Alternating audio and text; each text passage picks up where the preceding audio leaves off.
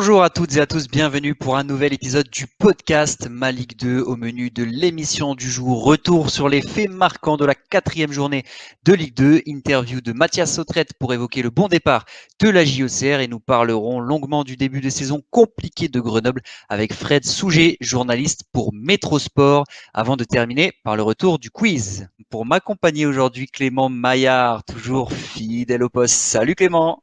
Salut Dorian, bonjour à toutes et tous. Bon, tout va bien. Samedi soir, c'était compliqué de s'ambiancer devant le multiplex. Ah Pour une fois, ouais, là, ça a été un peu poussif. bah ouais, heureusement qu'il y a eu quand même du suspense et que le peu de buts au final était assez impactant parce que c'est vrai Ouais. que par exemple, bon, 3 buts sur 8 pour le seul QRM Dijon, mais c'est un résultat sacrément significatif. Donc ouais, c'était compliqué quand même, hein. Espérons plus de buts ce samedi, ça, avec aussi Dijon-Toulouse en ouverture. Puis il y a aussi ce soir QRM Bastia, ça peut faire, mais c'était compliqué, ouais, samedi. Et effectivement, on avait eu des multis à 20 buts, à 17 buts jusqu'à présent. Et là, un multi à 8 buts en 7 matchs. C'était pas la folie offensive, mais comme tu l'as très bien dit, il y a eu beaucoup de succès et de défaites marquantes lors de cette 4e journée. Justement, on en parle tout de suite avec les faits marquants. Je te laisse la parole. Qu'est-ce qui a retenu le plus ton attention là lors de cette J4? Et ben moi, c'est encore des défaites. Du coup, pour Nancy et Guingamp en pole position, je vais laisser Dijon un peu de côté parce que je pense qu'on l'évoquera dans le reste de l'actu avec le coach Linares sur SRL ou pas. Et bah écoute, moi, c'est Guingamp et Nancy. Il y a aussi Grenoble. Où ça prend pas pour l'instant avec les nouveaux entraîneurs, donc Stéphane Dumont à Guingamp et puis Daniel Stendel à Nancy. Et autant par exemple à Caen, il y a tout de suite eu un effet moulin entre guillemets immédiat. Alors est-ce que c'est directement le coach qui a un effet de fou sur tous ses joueurs? Il y a aussi le nouveau système à mettre en place. Est-ce que peut-être que Moulin a un système un peu différent, un peu plus abordable à assimiler pour les joueurs? Mais voilà, c'est Guingamp avec Stéphane Dumont qui a fait 3 nuls, donc qui a 3 points, et une défaite. Donc au final, c'est pas si mal. C'est comme s'il avait une victoire et puis 3 défaites. Bon, en fait, c'est pas Bah, c'est pas super du terrible. tout. Alors, on n'en parle pas parce que c'est vrai que c'était 3 matchs nuls, donc on peut se dire qu'ils C'est étaient ça. toujours invaincus. Et c'est vrai que le fait de perdre, ça fait basculer un peu Guingamp entre guillemets du mauvais côté du classement, quoi, avec Ouais, cette défaite ils finalement. auraient une victoire, tout de suite ils remontaient, ou en tout cas ils se lançaient. Donc voilà, j'ai l'impression que c'est un peu poussif, notamment offensivement. Lui-même le disait, d'autres joueurs, ils sont solides derrière, bon, sauf contre Amiens ce week-end. Et puis ils ont encore du mal à se trouver, alors qu'ils ont un quatuor devant qui peut être fantastique. Barthelmé à gauche, Lee Volant à droite, même Changama en meneur, et puis Pierrot ou Gomis, quelqu'un d'autre, même Phaéton sur le banc qui revient. Et puis Nancy, c'est voilà.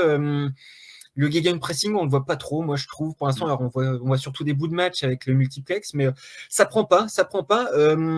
J'ai quand même voilà des bons espoirs pour ces équipes. Je pense que ce sont deux entraîneurs qui ont des idées, qui ont les joueurs pour les mettre en place, et puis que ça peut le faire. Si ça se trouve, voilà, là on est à la 4e journée, dans 10 journées, ça se trouve, ils sont à 2 nuls, une défaite et 3 matchs gagnés en plus, donc ils seront tout de suite dans la première partie de tableau. Mais pour l'instant, ça prend pas. Donc pour moi, c'est mon fait marquant, et je me dis, c'est pareil, on parle toujours de retard.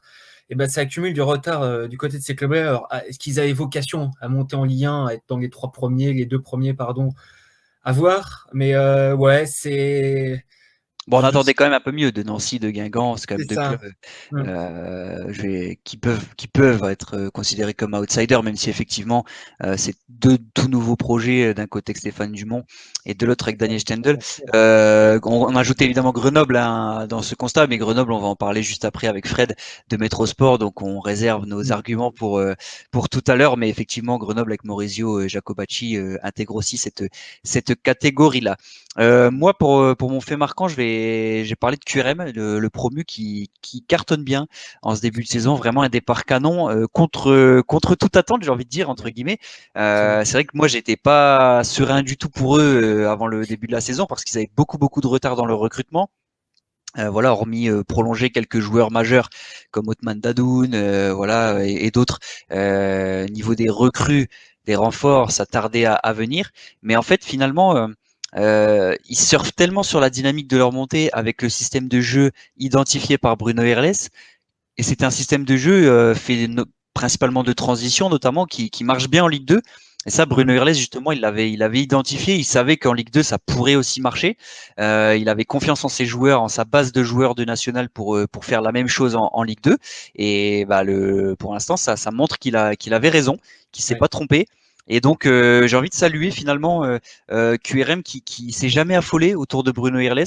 Faut quand même féliciter aussi le président parce que dans ces cas-là, quand on voit son effectif qui peine à se construire, qu'on a que 14-15 joueurs à peine pour jouer en Ligue 2 le premier match à Dunkerque, qu'on est obligé de mettre 2 gardiens sur le banc par exemple. Bon voilà, on pourrait être président, on pourrait dire à son entraîneur, bon qu'est-ce que tu fous là, on n'a pas d'équipe, on va droit dans le mur. Non, il lui laisse vraiment le carte blanche sur le mercato. Et bah finalement, ça paye. Voilà, les joueurs arrivent par petites touches, mais on voit un Duken Snazon qui est ciblé depuis longtemps, qui arrive, qui est tout de suite intégré, qui met un triplé. Les autres joueurs font le boulot aussi pour le moment. Ceux qui étaient là en national, Garland Gebel notamment, ceux qui étaient là en national font le taf aussi parce que Bruno Urles sentait qu'ils avaient le potentiel de franchir aussi le palier. Alors, pour l'instant, c'est un départ idéal. Oui. QRM à 7 points, on va pas s'enflammer. On précise qu'on enregistre avant QRM Bastia. Donc voilà, aussi le match contre Bastia, avec 10 points, QRM serait sur le podium. Avec un match nul, il serait au port du top 5. Et avec une défaite, bon bah il serait toujours avec 7 points plutôt bien placé. Donc voilà quand même bon début de saison. Donc voilà, coup de chapeau à QRM, surtout QRM qui lors de son premier passage en 2017-2018, si je dis pas de bêtises, avait très mal démarré, enfin avait démarré assez difficilement. Ça Et va aussi très ils mal étaient, fini, très ils mal étaient continué, je descendus. crois. Ouais, ouais. Bah, ils avaient jamais vraiment décollé. C'est ça. Ils étaient descendus. Alors à l'époque, ils jouaient au Mans. Même si là, il y a 2 matchs à Caen, mais ils vont retrouver Diochon après aussi, donc ce sera sans doute mieux. Mais effectivement, coup de chapeau, voilà, tout simplement au promu QRM Je qui suis fait d'accord. Ouais. plaisir à voir jouer dans ce début de saison. Et d'ailleurs, le match contre Dijon, pour faire la transition par rapport à l'actualité qu'on va évoquer, c'est fort parce qu'ils ouvrent le score. Dijon, on revient quand même avec un beau but d'Aurélien Schedler. Ouais, On se dit, encore. bon, la fin de match sera peut-être à l'avantage des Dijonnais qui vont pousser, pousser, pousser pour obtenir leur première victoire qu'ils attendaient tant. Et finalement, c'est QRM qui arrive à reprendre le dessus. Ça prouve aussi le caractère de cette équipe. C'est toujours intéressant Bah pour un oui. coach d'avoir une Ils équipe savent où ils capable de vont. renverser. Ouais, voilà. Même sans un gros effectif, ils savent où ils sont et dans le jeu aussi, quoi. Ils étaient déjà là. Donc ceux qui sont restés étaient déjà là pour la Mm. plupart la saison dernière et du coup, ils connaissent déjà le système de jeu ou en tout cas, ils connaissent déjà les demandes de Bruno Herges et du coup, ce qui fait que contrairement à Daniel Stendel, Mauricio Jacobacci ou même David Linares, voilà, Stéphane Dumont, qui je pense sont vraiment intrinsèquement des coachs intéressants. Quand on parle avec eux, quand on les interviewe, ils sont intéressants. Je veux dire, Stéphane Dumont, je pense que ça doit être vachement cool à l'entraînement d'être avec ce mec-là. Il a été champion de France avec Lille. C'est un type qui en a, je pense, tactiquement sous les pieds. Et là, sauf qu'ils doivent apprendre ils doivent apprendre à assimiler tout ça. Et avec le Bruno Orgas, Puis tu un te peu heurtes, tu, commando. tu te heurtes aussi au résultat parce qu'en fait, C'est en ça, ouais, pré-saison, tout à fait. tant que t'as pas la compétition qui vient sanctionner tes tactiques, voilà, tout est bien parce que les joueurs adhèrent.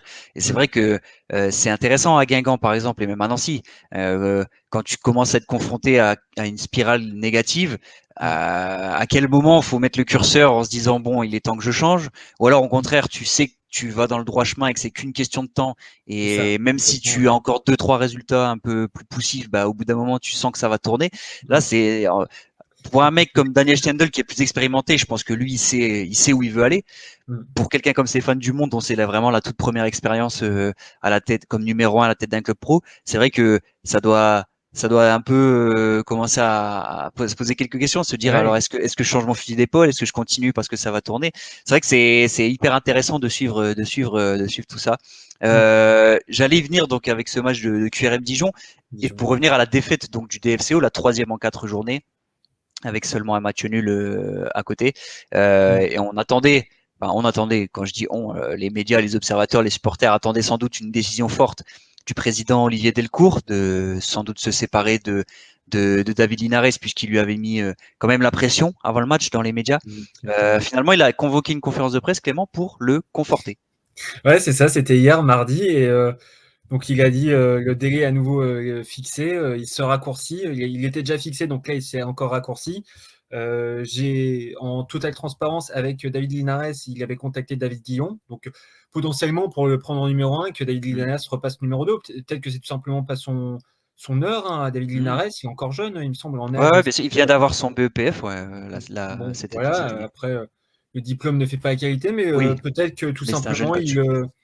oui, peut-être qu'il a pas encore, comment dire, l'ampleur pour diriger une équipe. C'est dur, hein, alors nous, on est à notre place, mais Surtout une équipe comme Dijon qui, de c'est ce fait de ça, la ouais, dans un relégation, sacré club. devient de fait l'un des ogres du championnat, quoi, avec la pression immédiate qui va Mmh. avec. Ouais, non, mais le type, il doit quand même, c'est pareil, imposer ses idées. Il y avait un vestiaire qui, la saison dernière, semblait quand même sacrément Mm, pourri de l'intérieur. Donc là, il y a tout à reconstruire, hein. Au mm, final, c'est quasiment eux qui repartent le plus de zéro ouais. sur le papier, un peu, voilà, nouveau centre de formation,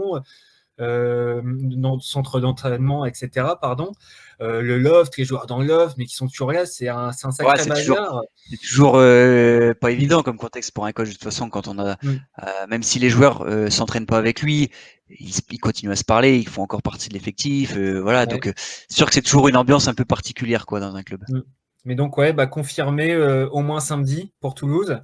Mm. Tous derrière David, hein, donc David Linares, je reprends les mots d'Olivier Delcourt, donc tous derrière David, tous derrière lui jusqu'à la dernière minute, la dernière seconde où il sera l'entraîneur. Donc, j'ai envie de dire, c'est un petit peu. Ça Ouais, ressemble quand même à moi, une j'ai quand dernière même chance, trouvé, ça. ouais, alors je comprends le président qui convoque une conférence de presse pour défendre son coach, etc. Mais Bon, quand il assume publiquement qu'il a réfléchi à David Guillon, qu'il a contacté ouais, David Guillon, tout bon, à t'as fait. envie de dire, je suis à fond derrière David Linares jusqu'au moment où, parce que si David Guillon avait dit oui, on va pas se mentir, je pense que David Linares, il était plus là. Absolument. Donc, ouais, bon, Donc, le côté arrêter de critiquer tout ça, mais en même temps, je réfléchis pour le remplacer à côté. Je trouve que c'est mm, un peu un double discours parce que autant assumer les choses et se dire bon bah voilà, peut-être que je me suis trompé et que finalement David Linares a peut-être pas encore les épaules comme tu le dis mm, pour être numéro un et que peut-être en numéro 2. Moi j'ai l'impression quand même que là on laisse David Linares parce qu'on n'a pas d'autre solution, mais que ouais, le jour où parce que la le semaine coach prochaine, sera trouvé, à moins que là il y ait un 4-0 de Dijon contre Toulouse samedi qui rebat bon, complètement les cartes et qui redonnerait énormément de crédit à David Linares. Mais c'est vrai que pour l'instant on sent pas la pièce tomber du bon côté pour le coach de non, Dijon. Donc à malheureusement. suivre, à suivre. Mais c'était assez fort. On attendait une conférence de presse sans doute pour annoncer une décision forte et finalement c'était tout l'inverse. Dans les autres faits marquants, Clément, on a noté plus de 100 fautes. Ça y est, c'est fini. Paris qui a été freiné par Mm. Auxerre lundi dans un match accroché avec Auxerre. Ouais, c'était un beau match quand même, hein, assez disputé, engagé. Il y a eu des occasions des deux côtés. Quand Auxerre dominait plutôt en première mi-temps, techniquement et dans la position de balle, Paris en contre, en transition, ils n'auraient pas été mauvais. Ils auraient pu ouvrir le score à un moment. Il y Gaëtan a, Laura il y a encore. Gaëtan Laura qui était fou, ouais, le type. Bon, j'ai revu, il y a une belle passe décisive quand même de Diakité, mais il se le fait Ouais. après tout seul, Ouais, contrôle, il ouais. coupe. Et puis il y a aussi Bon, l'action du match où il dribble Léon et puis il se fait accrocher par le gardien. Alors ouais. sur la ligne, donc penalty pas penalty, c'est Mm, dehors. Il y a des gens, il y a des défenseurs encore devant le but. Donc est-ce que c'est manifeste pas manifeste? Ouais, ouais. c'est assez compliqué à arbitrer. Bon, carton jaune peut paraître sévère pour pas sévère, clément pour certains, pas assez pour d'autres, hein, en fonction Ouais. des supporters. Mais Et ça, du coup, Gaëtan Laura qui a encore fait mal. ouais, et puis du coup, voilà, ça s'est resserré avec Toulouse aussi, qui Ouais, a géré son match. C'était pas si facile que ça à domicile sous Hacheur contre Bastia. ouais. Ils ont quand même morflé en fin de match. Là, le dernier quart d'heure, Mm, c'était mm. clairement côté Bastier, quoi. Et puis derrière, j'ai été assez impressionné, je dois dire, par Auxerre lundi. Mhm. Moi, j'avais pronostiqué un 2-1 pour le Paris FC. Bon, c'est un peu mon score. Passe Pour partout. les gros matchs 2-1, l'équipe à domicile qui s'impose d'un but, mais l'autre marque quand même. Et puis Auxerre, assez impressionnant pendant toute une première mi-temps. Ils ont été pas, enfin, les deux équipes ont été bien aussi, je trouve globalement. C'était un vrai duel et ça se resserre. Si Caen gagne aussi son match en retard, ils seront dans le peloton de tête. On a déjà 3, 4, 5, 6 équipes. Très serré. Donc, ouais, ce Paris FC Auxerre, il était bien sympa à suivre. Et puis, ça se resserre, hein, comme tu dis. Toulouse, ça va être, je crois que ça va être une sacrée lutte dans le haut du tableau pour le maintien aussi, avec des équipes un peu inédites peut-être, hein, si ça se trouve Nancy jouera le maintien, mais Bah, dans le haut l'année du passée, on a tableau, eu ouais. Caen. L'année passée, on a eu Oui, Caen tout à jusqu'à fait, la ouais. dernière minute. Mm, Voilà, personne n'aurait prédit que Caen se jouerait le maintien, quoi. À la limite, qui puisse pas jouer la montée, pourquoi pas, mais de là à lutter vraiment pour sa survie. mm, Donc, on n'est pas à l'abri, effectivement, qu'un Grenoble, qu'un Nancy, qu'un Dijon, qu'un autre club. Voilà, on sait. on sait que quand les spirales négatives parfois s'installent dans un club, c'est très très compliqué à inverser. Donc attention, ouais, attention. Il y a, même s'il y a que 4 journées, qu'il n'y a pas lieu non plus Oui, toujours. de s'alarmer plus que ça, Mm. mais mine de rien, attention quand même à lancer sa saison assez rapidement pour pas s'enfoncer non plus trop dans le doute. Et justement, tu en as parlé un peu, je pense qu'on va finir les faits marquants avec ça. Toulouse, mine de rien, 10 points. Voilà, Toulouse qui fait pas trop de bruit encore cette saison. Mm. C'est 1-0 contre Bastia, c'est 1-0 contre Pau. Il n'y a pas forcément la manière sur ces deux Ouais. victoires. Alors, il y a eu le 4-0 à Nancy, là, qui Nancy, pour mais le bon. coup était impressionnant. Mais ça engrange les points. Voilà, on a suffisamment pointé du doigt Toulouse la saison dernière en disant ils ont pris du retard parce que forcément le projet il partait de très loin, etc. Là, il s'installe tout de suite quoi, comme Mm. un nouveau prétendant, comme un prétendant de nouveau plutôt, pas comme un nouveau prétendant, mais de nouveaux prétendants. Et du coup, voilà, ça fait pas trop de bruit, c'est pas encore très très beau, mais c'est efficace et c'est ce qu'on demande pour l'instant à Toulouse, Clément. Non. Ouais, ouais, avec Nîmes et Caen aussi dans le haut du tableau, c'est ma bonne surprise du début de saison, je dirais. Et Toulouse peut-être encore plus. Bon, je crois Tu que je les l'ai déjà sentais pas dit. avoir 10 points? Bah ouais, ouais, clairement. Et puis surtout que je crois que bon, je l'ai déjà dit dans d'autres podcasts, mais en défense, ils avaient quand même perdu. Ouais. Allez, si tu comptes 5 défenseurs avec les deux pistons, quasiment 3 voire 4. Enfin, en gros, il reste que Tu comptes Gabrielsen. sur la fin de saison, ouais, sur la fin de saison, tu comptes, t'enlèves Morera, t'enlèves Les Amiens, deux t'enlèves De pistons. Was, t'enlèves Machado. Il y a 4, donc Donc, 4 sur 5. 4 sur Et 5, ouais, t'as que Gabrielsen, ouais, qui est resté. Et qui va peut-être partir d'ailleurs. Mais donc là, c'est pas mal. Et puis ils ont pris Nikolaisen, un autre Danois. Donc ça fera 2 Danois, d'ailleurs, Gabrielsen, il me semble qu'il est, et Norvégien, il est Gabrielsen. norvégien, c'est ça, j'ai Ouais. un sacré trou. Mais c'est pas mal. C'est pas mal et ça me semble pas mal dans le jeu aussi. Solide, en tout cas. C'est vrai que Michael Dessler, le piston Bien, ouais. droit, Ah ouais, il ouais, remplace pour le ouais. moment parfaitement Morera. Moi, Mm. j'ai vu vraiment contre Bastia, là. Bah oui, Il c'est faisait ça. 36 degrés, le gars, c'est un Scandinave. Il fait 15 dans son pays Il à avait la peur même de ça période de d'ailleurs.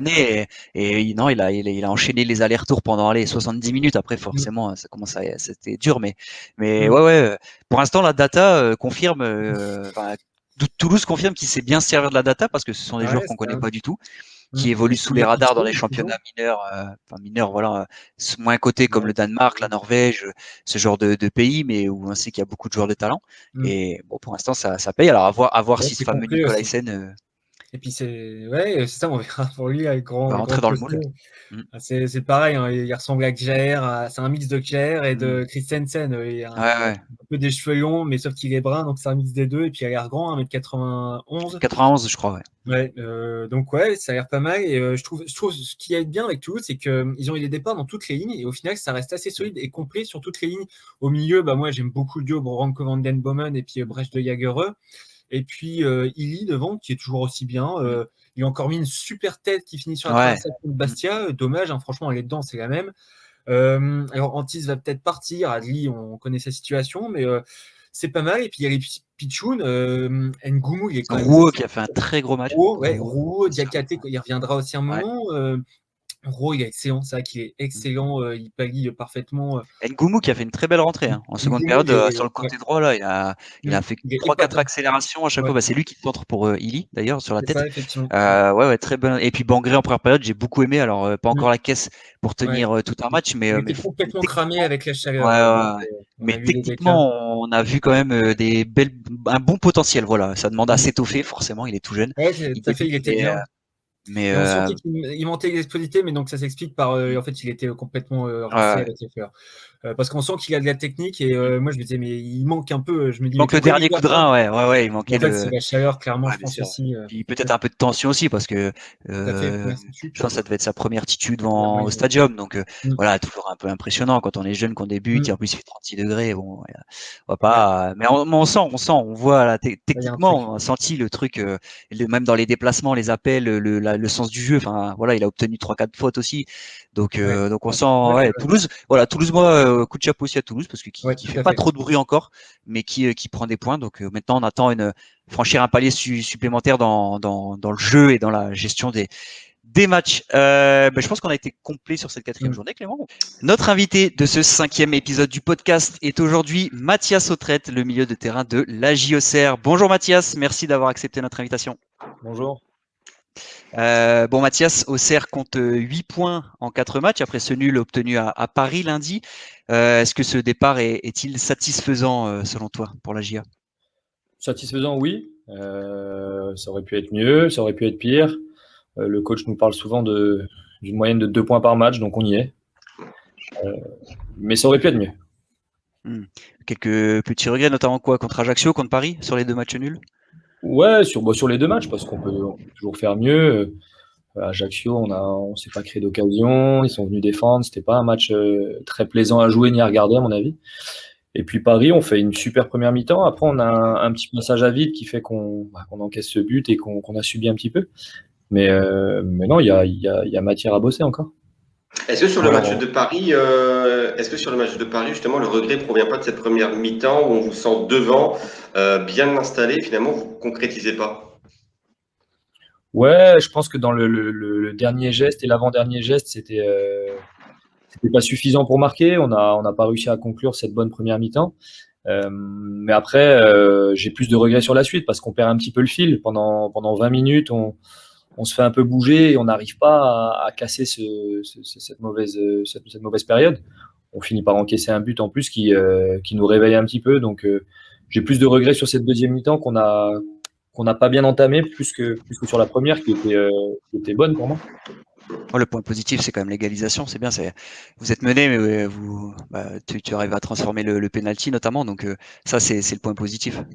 Ouais, c'est des points à garder, d'être mené et de revenir au score. C'est des choses qui sont pas faciles et on a déjà montré qu'on savait le faire, donc à Amiens notamment, donc c'est encourageant. Moi, j'avais eu le coach au téléphone avant le début de la saison. Il n'était pas forcément très serein. Vous sortiez de matchs de prépa avec des blessures, des défaites. Et bon, finalement, avec ces 8 points, ça va, ça démarre bien. Quel était ton ressenti avant le début de la saison? Tu aurais signé pour ces 8 points? Ouais, j'étais un peu dans le même état d'esprit que lui. C'est vrai qu'on a fait une prépa moyenne au niveau du jeu. On a eu des mauvais résultats, on a eu des blessés, on a eu des matchs difficiles même, donc c'était chaud. Après, on a eu Charbot qui vient d'arriver, qui nous fait du bien, et même avant ça, on a réussi à se remettre dans le droit chemin. Donc au-delà des 8 points, moi, ce que je trouve encourageant, c'est le contenu. Je trouve que ce qu'on fait, c'est pas mal. Il y a de l'intensité, il y a du jeu. On n'arrive pas encore à se créer énormément d'occasions, mais je pense que ça va venir. Justement, tu en parlais il y a quelques instants, là, le retour de Gaëtan, enfin un retour pour toi. Comment ça s'est passé ce premier match avec lui contre Paris? Et d'un point de vue plus personnel, comment ça se passe vos retrouvailles? J'imagine que toi, tu es heureux tout simplement de pouvoir rejouer avec un attaquant avec lequel ça s'est très bien passé. Ouais, non, moi je suis ravi parce que c'est quelqu'un avec qui je m'entends très très bien aussi, donc je suis ravi de le voir arriver ici pour moi et surtout pour le club parce que c'est un super joueur. Après, sur ce premier match, c'était pas facile de se trouver. On était tombé sur une équipe qui défend bas et qui contre, donc forcément, il n'y avait pas beaucoup d'espace, pas beaucoup de place pour lui devant. Mais petit à petit, ça va venir. Il va bientôt être à 100% et on finira par se retrouver.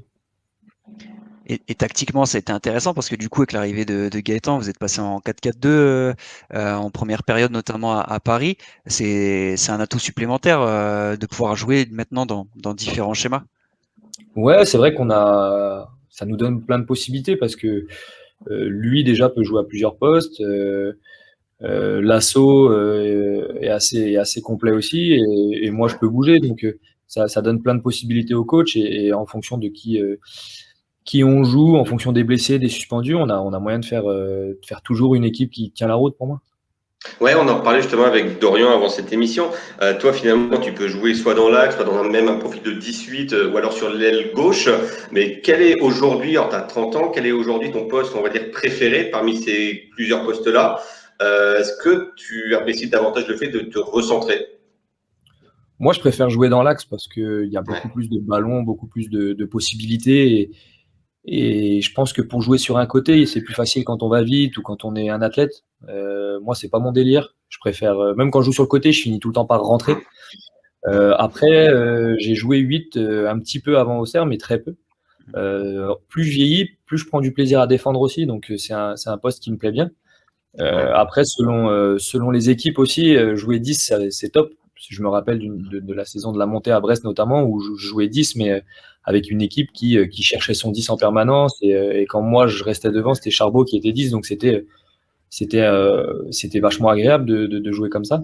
Mais ouais, 10 ou 8, c'est ce que j'aime. Après, sur un côté, j'aime aussi parce que je m'entends bien avec Quentin et je rentre intérieur, j'ai la liberté de rentrer intérieur. Donc ouais, je prends du plaisir quand même, mais je préfère dans la. Mais tu sens justement entre ta période à Lens, où on s'est connu, où tu étais peut-être un peu plus, entre guillemets, frêle et où tu avais peut-être un peu moins de palette. Aujourd'hui, on a l'impression que voilà, plus tu prends de l'âge, plus tu prends de l'épaisseur dans ton jeu et plus ton jeu finalement est destiné à jouer en tant que 8, donc faux meneur de jeu, quoi, en fait. Ouais, c'est ça. Bah, comme je le disais juste avant, avec l'âge, je prends du goût à défendre. Ouais. Avant, récupérer des ballons, je faisais juste le replacement défensif pour pas entendre le coach me crier dessus. Mais en soi, récupérer le ballon, c'était pas ma came. Là, en vieillissant, j'aime de plus en plus et j'aime bien être au cœur du jeu. Je prends du plaisir à y être. 8, je prends beaucoup de plaisir à ce poste-là. Franchement, on en parlait aussi avec Laurent avant que tu arrives. Quand on a vu Jean-Marc Furlan mettre un duo Autrette-Saki au milieu de terrain axial, c'est quand même osé parce que vous êtes deux offensifs quand même de base. Et finalement, Ouais. le 4-1-4-1 la saison dernière, il a quand même super bien fonctionné. Et justement, bah moi, je t'ai découvert vraiment dans ce rôle aussi de récupérateur qu'on te voyait peut-être moins faire parce que tu jouais plus sur un côté avant. Et ouais, on te sent épanoui aux côtés de Damza notamment, mais des autres joueurs aussi dans ce rôle-là de défendre et de pouvoir attaquer en même temps. Ouais, après, on le souligne pas assez, mais c'est vrai que Hamza et moi, si on a de la liberté comme ça et Ouais, qu'on peut se permettre de jouer avec 2-8 très offensifs, c'est parce c'est qu'on a Birama. Bibi derrière qui comble tous les coups et qui nous dit, vous inquiétez pas, les gars, allez-y, faites-vous plaisir, je m'occupe du reste. Donc grâce à Bibi, c'est vrai qu'on a une certaine liberté. Et puis c'est vrai que quand je regarde notamment les stats physiques des matchs, ça fait trois milieux de terrain qui courent souvent plus de 11 km. Donc forcément, même si on n'a pas des grosses capacités de récupération avec Hamza, et ben, comme on court, on finit toujours par être là et récupérer un ballon, mettre le bout du pied. Et du coup, ça fait qu'on reste quand même équilibré. Ouais, puis ça, c'est le travail à l'entraînement qu'on voit pas nous tous les jours, mais j'imagine qu'avec quelques coachs, c'est assez millimétré. Le pressing, je parle pas dans la créativité, mais vraiment Ouais, l'organisation, le pressing. ouais, après, il fait aussi vachement confiance à l'intelligence de ses joueurs et à l'expérience de ses joueurs.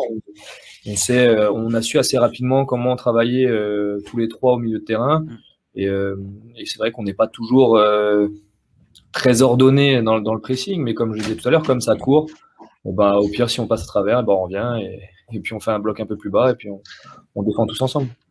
Alors, je sais qu'on va pas faire de comparaison avec le Brest que tu as connu, le Brest qui est monté. Après, vous êtes quand même plusieurs joueurs à être passés par ce Brest-là. Mais cette année, est-ce que tu trouves des similitudes avec le début de saison, avec la saison exceptionnelle que vous avez vécue à Brest il y a 3 ans? Non, pas vraiment. Pas vraiment, parce que chaque groupe est bien différent. Si on est assez nombreux finalement à avoir fait partie des deux équipes. Le profil de chacun, la façon de jouer de chacun est différente et j'essaye de pas comparer les deux parce que pour moi ça n'a pas lieu d'être. Après oui, je sens que cette équipe elle est contente de courir, elle est contente de bosser ensemble, elle est contente d'aller arracher des matchs nuls, de se battre pour la victoire, de souffrir ensemble, de kiffer ensemble. Et ça, c'est un point qu'on avait à Brest aussi, c'est vrai. Ouais, ça c'est plus sur cet état d'esprit. On sait que Ligue 2, finalement, le plus important, c'est le collectif et c'est l'ambiance en fait qui règne. Ouais, là, je vous rejoins. C'est vrai que le plus important dans un effectif de Ligue 2, pour moi, c'est ça. Et c'est vrai que cette année, je vois qu'on kiffe être ensemble et on aime bien bosser ensemble. Ouais.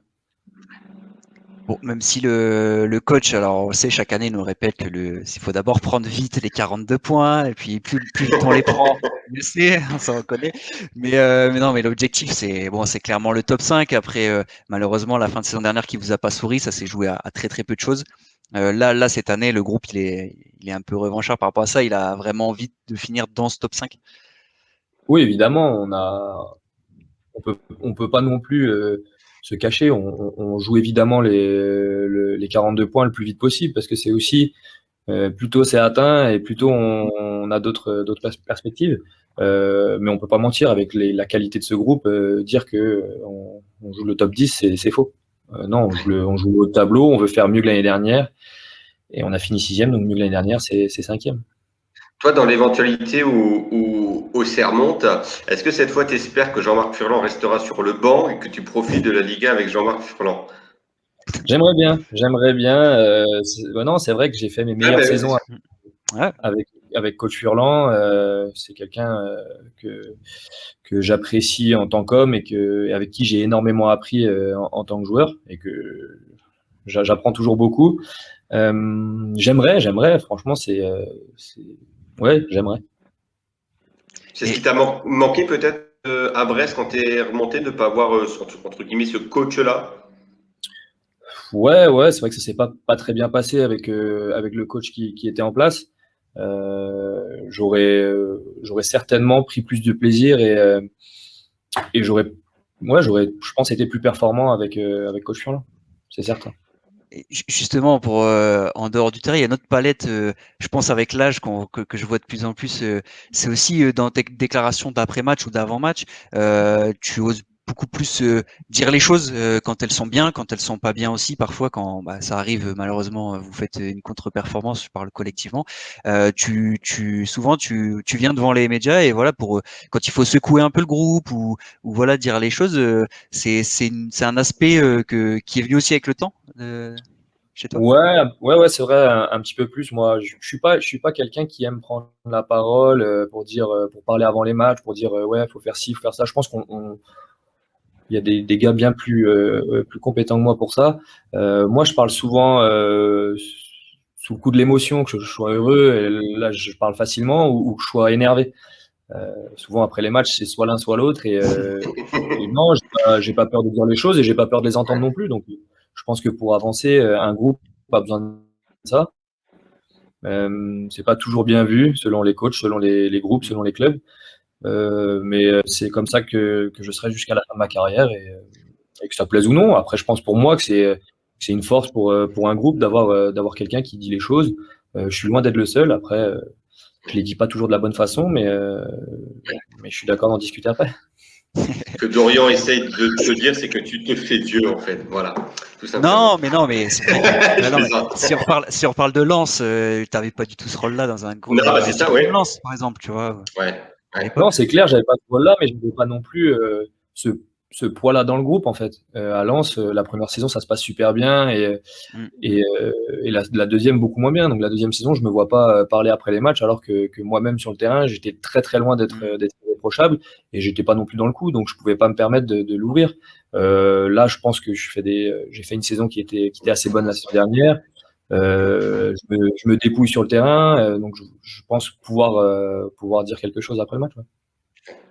Bon, justement, pour finir un peu cette interview, on va parler du prochain match. Ce sera lundi contre Guingamp. Toi qui as connu quelques clubs en Bretagne, c'est quoi? C'est un mini derby? Pour moi, c'est même le derby. Oui. Étant joueur brestois, c'est une équipe qu'on aime affronter et qu'on aime battre surtout, c'est bien Guingamp. Après ici, je suis un peu là parce qu'à Auxerre, on connaît pas beaucoup Guingamp, mais non, ouais, Guingamp c'est l'ennemi juré du Stade Brestois 29 et étant formé là-bas, moi ça reste dans le sang, hein, on peut rien y faire. Ok, match un peu particulier, mais ils sont sur 3 nuls, une défaite, mais on sait qu'en Ligue 2, voilà, toujours se méfier de tous les adversaires de toute façon. Ouais, déjà faut se méfier de tout le monde, en forme ou pas en forme, et en plus de ça, ils ont un sacré groupe quand même. Ils ont des excellents joueurs à tous les postes. Ils ont même un banc qui tient la route aussi, donc non, ça va être un match difficile. Ils sont dans une mauvaise passe, mais j'ai pas beaucoup de doutes sur Guingamp. Il faut qu'ils vont finir par sortir la tête de l'eau et quand ils auront la tête hors de l'eau, ce sera plus compliqué de les jouer, c'est certain. Merci beaucoup, Mathias. Lundi 20h45. Un grand merci avec Mathias, peut-être de nouveau buteur ou passeur sur le terrain. On te le souhaite en tout cas.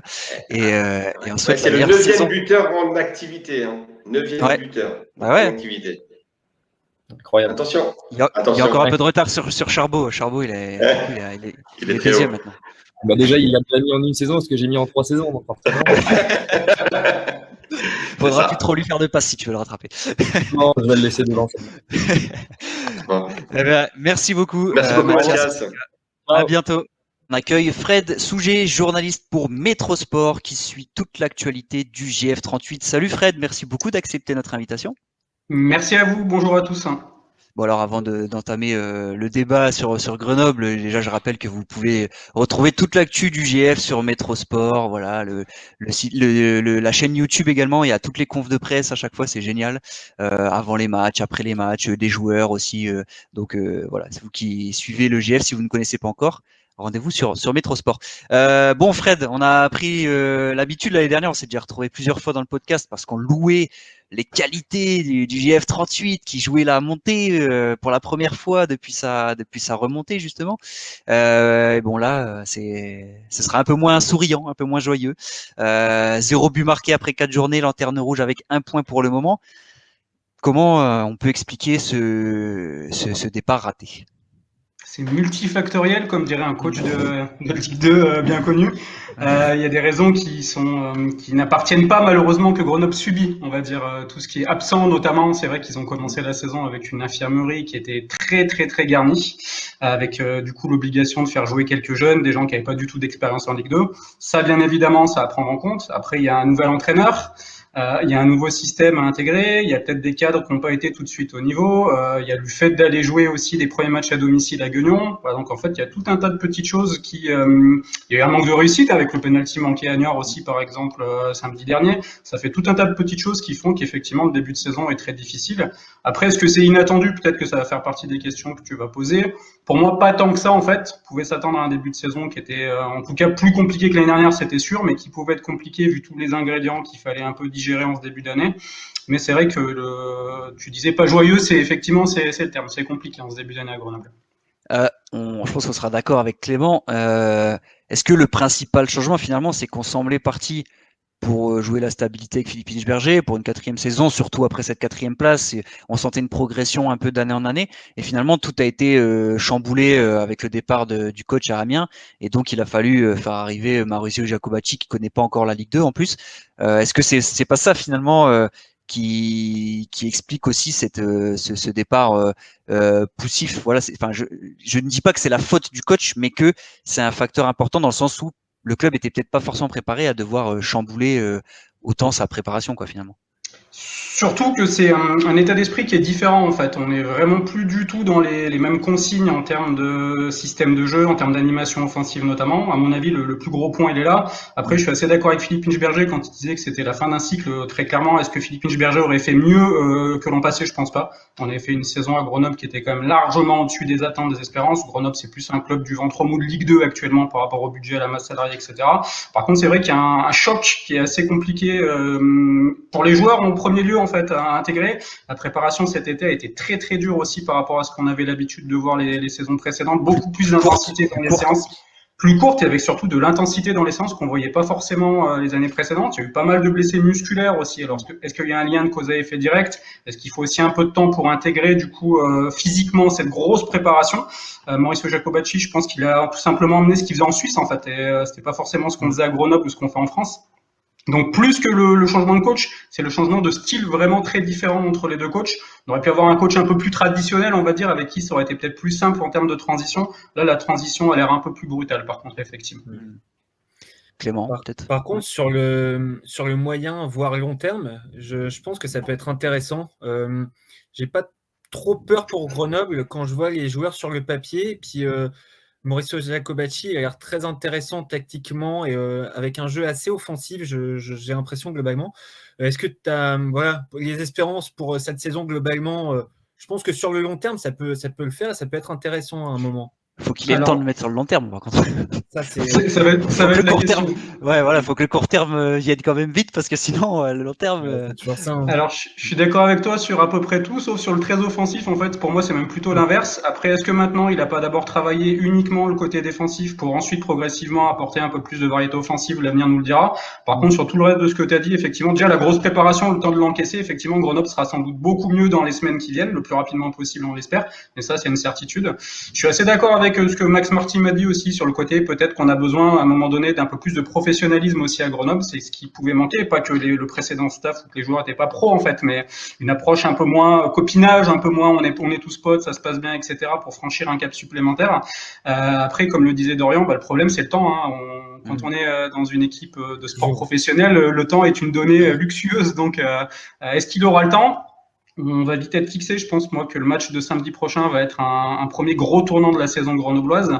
Mais je suis assez d'accord avec toi que si on lui laisse le temps et que si ces joueurs adhèrent un peu plus au discours et qu'on voit un peu plus de variété, d'ambition offensive, ça peut vraiment être intéressant. Et je suis assez d'accord aussi sur le fait que pour le maintien, après le premier match, j'ai pu être un peu inquiet. Moi, ce qui m'a beaucoup rassuré, paradoxalement, c'est la demi-heure à 10 contre 11, en fait. J'ai vu des mecs qui n'ont pas lâché déjà mentalement. Ça, c'est une belle base déjà de travail. Et je pense qu'effectivement, il y a l'effectif. Pas forcément pour jouer un top 10, mais pour se maintenir assez sereinement à Grenoble sans problème. Ouais. Justement, on voit souvent Grenoble plutôt dans le multiplex, donc c'est très très compliqué de se faire une vraie idée plus précise dans le jeu. Mais toi qui suis tous les matchs, est-ce que voilà, comme tu disais, entre le premier match et la Niort, tu vois quand même une progression? Et quels sont justement, ma question qui en découle, c'est quels sont quand même les motifs d'espoir de faire inverser cette spirale à court terme? Alors une progression clairement. Le problème entre guillemets, c'est que contre le Paris FC, Grenoble avait à peu près le niveau d'une équipe de CFA2. Ouais. Et là contre Guingamp et Niort, le niveau d'une équipe de bas de tableau de Ligue 2 en fait. Donc il y a une progression entre les deux. Maintenant, s'il n'y a pas encore progression, la fin de saison va être compliquée. Après, les motifs d'espoir, il y en a effectivement. Comme je le disais, la demi-heure à 10 contre 11, moi, m'a beaucoup rassuré. Déjà, on s'est créé plus d'occasions en 30 minutes à 10 contre 11 qu'en 3 matchs et demi en fait concrètement, parce que le coach aussi a changé tactiquement. On a joué à 3 derrière, on a eu des défenseurs qui ont pris un peu plus d'initiative, un peu de dépassement de fonction, des latéraux qui jouaient sur le côté, qui sont un peu plus montés. C'est Abdallah qui provoque le penalty, le latéral gauche d'ailleurs. Ça, c'est vraiment très rassurant. Les cadres aussi, je disais tout à l'heure qu'ils étaient peut-être pas forcément au niveau en début de saison. Là, on a vu des Monfray, des Nestor, une défense globalement qui était plutôt bien en place. Brice Maubleu, lui, fait sa saison depuis le début de saison, donc on a une base défensive quand même qui est pas trop mal. Il y a encore quelques erreurs individuelles, dont celle qui coûte le but à Niort. Donc ça, c'est plutôt rassurant aussi. Maintenant, ce qu'il va falloir, le retour des blessés aussi, hein, on commence à avoir un fin de bout du tunnel à ce niveau-là. Les recrues qui vont encore arriver, on attend encore au moins un joueur et peut-être plus si les départs se confirment au GF38. Donc ouais, il y a des motifs de satisfaction, il y en a beaucoup. Maintenant, vous connaissez le foot, hein, si les résultats viennent pas rapidement, on s'enferme aussi dans une spirale négative. On rate des pénaltys alors que d'habitude on les rate pas. Voilà. C'est la confiance après, c'est dans la tête. Exactement. C'est plus une question psychologique au bout d'un moment que vraiment de potentialité. Et puis le manque de réussite dans le sens où là, malheureusement pour Grenoble, ce qu'on pointe du doigt, ce que les médias vont pointer du doigt, c'est le 0 but marqué. Et ça, c'est la stat peut-être la plus frappante au-delà de la place de lanterne rouge. Alors que, voilà, comme le coach le rappelle, il y a eu 2 buts d'Anani qui ont été refusés pour hors-jeu contre Auxerre. Même, on va dire, ils sont hors-jeu, hein, donc ils sont pas validés, mais voilà, il y a quand même eu des occasions. Il y a ce penalty raté, donc il y a eu des situations pour marquer, mais c'est vrai que tant que ce compteur il sera à 0, ça va durer, plus ça va peser dans les têtes forcément, et les attaquants vont se poser des questions, peut-être au lieu d'être spontanés, on va se dire je vais essayer de plus m'appliquer pour marquer, et c'est là où le coach il va falloir qu'il trouve un peu cette justesse, tu sais, auprès de l'effectif, Fred, pour trouver les bons mots aussi, pour donner confiance à son groupe, quoi. Alors c'est un ancien attaquant déjà, donc peut-être que c'est plus facile ou pas pour lui. Là aussi, je suis pas forcément d'accord avec toi. Alors j'ai pas les stats du nombre de tirs cadrés, du nombre de tirs de centre, etc. Moi j'ai le sentiment que c'est vraiment très pauvre Grenoble offensivement en fait. Non mais il y a eu, je dis pas qu'il y a eu une multitude d'occasions, mais qu'il y a eu que le 0 but. Ça aurait pu basculer, tu vois ce que je veux dire? C'est pas. Ne serait-ce que le penalty de Yuri Kravé la semaine dernière. 9 fois sur 10, il va le mettre au fond pour pas dire 99 fois sur 100. Et là, effectivement, il le met à côté. Donc oui, il y a quelques occasions. Et effectivement, psychologiquement, ça va faire du bien aussi de marquer. Je pense notamment à Anani qui fait vraiment beaucoup d'efforts pour le coup parce qu'il est un peu isolé devant et qui mérite vraiment son petit but. On sait aussi comment ça marche pour les attaquants. C'est de la confiance au bout d'un moment et ça viendra. Après, j'ai fait un petit article historique sur les périodes de disette du GF38. on en a connu des pires déjà, sans forcément en s'en relevant pardon derrière. Donc voilà, on va être un peu optimiste à ce niveau-là. Ça reste que 4 matchs, on n'a pas encore joué au Stade des Alpes. Par contre, samedi, c'est, je le répète, un vrai tournant contre un promu en plus, enfin au Stade des Alpes. Là, il va falloir quand même montrer un peu autre chose et faire trembler les filets, effectivement, pour se remettre en confiance. Oui, non, et puis sur le papier, c'est intéressant. Je veux dire, Correa, Nani, Rave, il y a beaucoup d'équipes qui aimeraient bien voir ce trio. Et petite question, parce que nous, on les voit pas forcément par rapport au multiplex.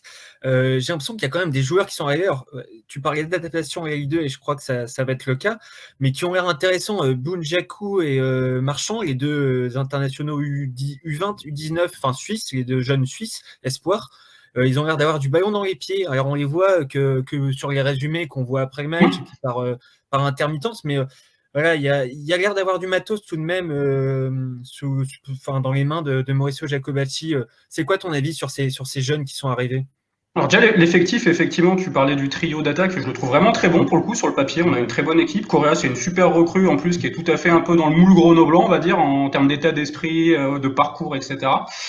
Sur les jeunes, alors Marchand, il est un peu léger pour l'instant pour de la Ligue 2. Effectivement, il a du ballon. On l'avait plus vu sur un match de préparation contre Saint-Etienne où il y avait moins d'agressivité en face. Il a vraiment un petit truc. Je pense qu'il va lui falloir un peu de temps d'adaptation. Le directeur général Max Marty dit un peu plus de viande sur les os pour imager un peu la chose.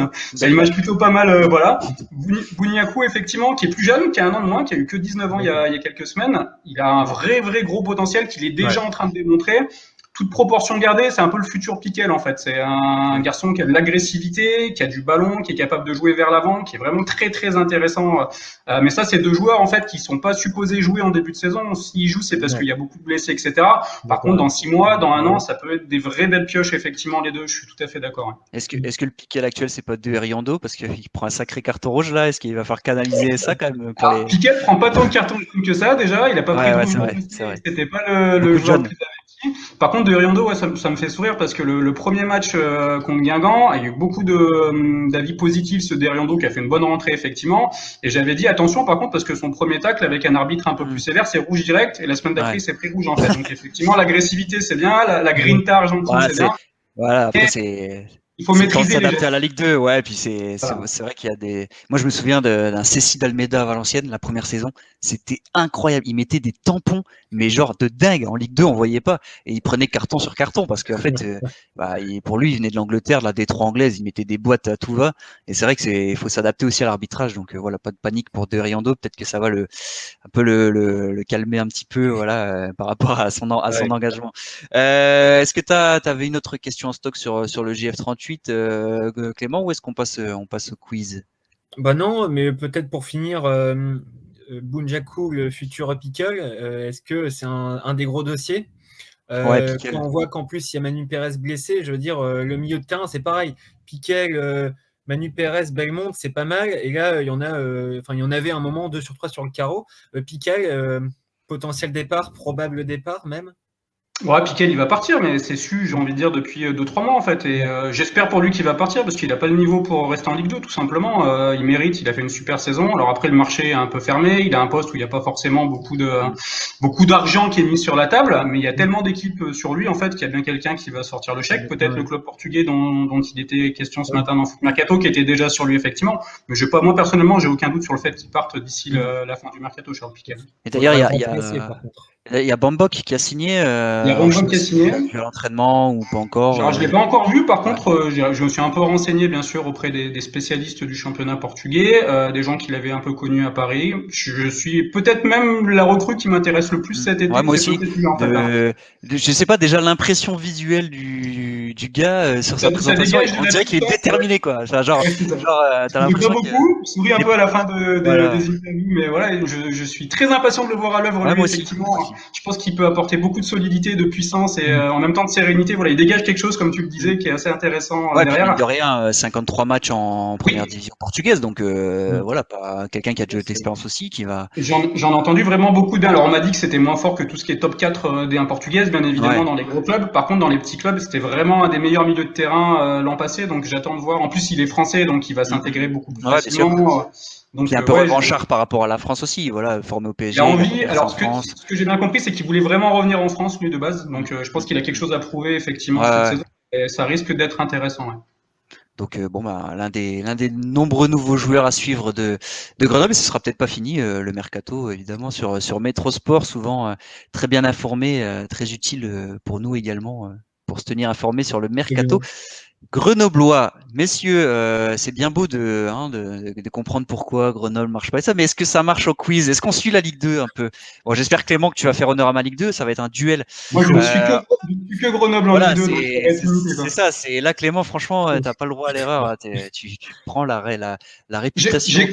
Pour être honnête, je savais qu'il allait y avoir un quiz. J'ai un peu révisé. Je n'ai peut-être pas révisé. Oui. Mais j'ai un peu révisé. Tu vois, tu m'aurais interrogé sur les joueurs qui ont fait un triplé en Ligue 2 depuis 2006. Il y a un très bon article sur un site qui s'appelle Maligo qui est pas récent. Ah ouais.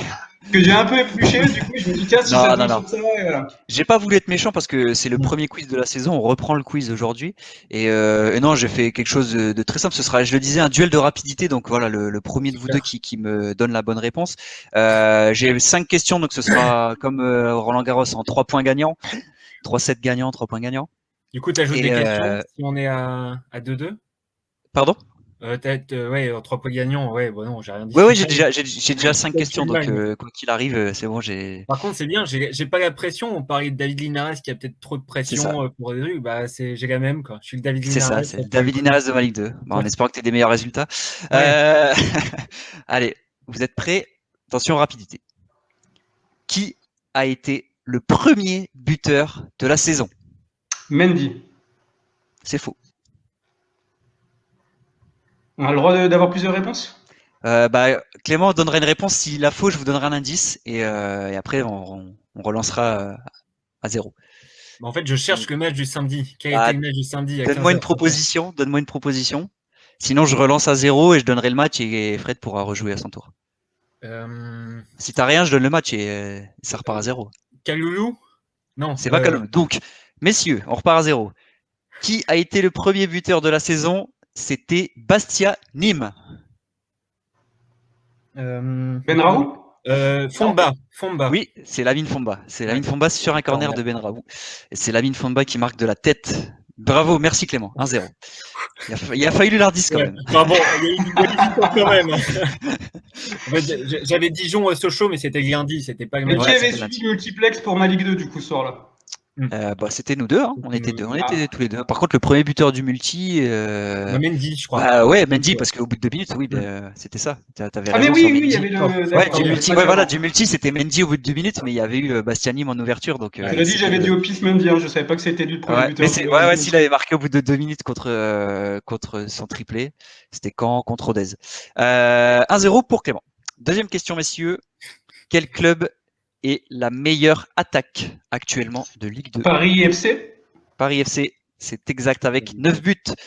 Bien joué, Fred. Égalisation 1-1. Troisième question. C'était facile parce qu'il me semble que Grenoble en a pris 4 en ouverture. Donc voilà. C'est pour ça, voilà. Bien joué. Le mec veut quand même montrer qu'il a en tête. Il a fait le lien, c'est vrai. Bien joué. J'avais pas pensé. J'ai essayé de pas faire des trucs trop grenoblois, du coup, je savais que t'étais là. Mais bien vu. Troisième question, messieurs. Citez-moi l'un des 2 meilleurs passeurs du championnat. Benraou. Benraou, ouais. Bien vu, c'est Fred qui a été le plus rapide. Et Van Den Boomen, exactement. Tous les deux à 4 passes décisives déjà en 4 matchs. J'ai vraiment un peu révisé, hein, j'avoue. Mais t'as raison. Hein, il n'y avait pas d'interdiction. Donc 2-1 pour Fred. Attention, Clément, c'est une balle de match. C'est une balle de match. Alors là, je sais pas s'il y aura le score exact. Donc à voir si je prends celui qui s'approche le plus. On va voir. 4e question. Combien de clubs ont changé de coach pendant l'été? 4. C'est faux. Fred? 6. C'est faux. Alors, je sais pas. Est-ce que je prends le plus proche? Est-ce que je vous laisse une deuxième chance chacun? Vas-y, Clément. Donne-moi. On peut donner les noms de clubs en même temps? Donner un chiffre plutôt. Je donnerai les pire. Tac. 3. 3 et Fred? Moi, je serais monté à 7 en fait. J'ai l'impression qu'il y en a eu beaucoup. Mais... Je vais devoir accorder le point pour Fred parce que c'est 8. Et donc, les 2 fois, il a été le plus proche. Et il y a beaucoup de clubs qui ont changé, Clément. Il y a Amiens avec Inchberger, Caen avec Stéphane Moulin, Dunkerque avec Romain Révelli, Grenoble avec Jacobacci, Guingamp avec Stéphane Dumont Nancy avec Daniel Stendel, Paris avec Thierry Lauré et Toulouse avec Philippe Montagnier. Ça fait 8 sur 20, donc quasiment la moitié des équipes qui ont changé de coach. C'est énorme. Et donc, victoire de Fred 3-1. Ce que je te propose, Dorian, c'est que personne ne met le point là et que la dernière question compte double en fait pour savoir qui gagne. Ok, Comme on est fair play à Grenoble. ok, c'est tout à ton honneur. C'est tout à ton honneur. Donc on va dire 2-1. On reste à 2-1. Personne n'a trouvé la bonne réponse. Beau joueur, donc, parce que descendre à 3 coachs seulement un changement. Moi, j'ai l'esprit qui bloque dès qu'on part en Ah ouais, t'étais. Bon, moi, je l'aurais attribué à Fred, hein, mais bon, il est beau joueur. Bravo. La dernière question, messieurs. Quel joueur était le capitaine de Dijon lors de la première journée? C'était Dijon-Sochaux, le match. Baptiste René? C'est faux. Si je le dis, c'est que. Enfin, je ne donne pas d'indice pour l'instant. Parce que j'attends la réponse de Clément. Je me fais équipe en fait dans la tête. Tac. C'est dur. Ah, il va falloir une réponse là. Après, je relance. Oui, c'était Bruno Ecuele-Manga qui était capitaine et qui après a disparu du groupe tout simplement. Ouais. Encore une des voilà, la gestion des clubs relégués, c'est toujours compliqué. Un joueur qui joue, qui n'est plus désiré dans le loft, mais il était capitaine lors de la première journée. C'était Bruno Ecuele-Manga. Donc on va dire égalisation, même si je donne quand même la victoire à Fred 3-2, mais on va dire 2 partout sur les réponses. Vous avez été très bon en tout cas, beau match, bien équilibré, bien serré. Il y a eu du suspense. C'est tout ce qu'on aime dans les quiz. Donc merci beaucoup, Fred. Un grand merci encore une fois pour ta présence, le débat sur Grenoble et le quiz. Je rappelle que toute l'actu de Grenoble, c'est sur Métrosport et la chaîne YouTube également. D'ailleurs, tu as fait le longue interview de Max Marty d'une heure, je crois, récemment. Donc, un peu moins d'une heure, c'est ça. Un peu moins d'une heure, allez l'écouter. C'était hyper intéressant sur tous les sujets. Voilà, justement, on en parlait, le changement de coach, le mercato. Voilà, Max Marty qui répond à tout ça. Et puis nous, Clément, on se retrouve sur Ma Ligue 2. Vous suivez toute l'actu de la Ligue 2 sur le site, l'application mobile qui est gratuite et le podcast la semaine prochaine pour un nouveau numéro. Merci beaucoup. À bientôt. Ciao, ciao.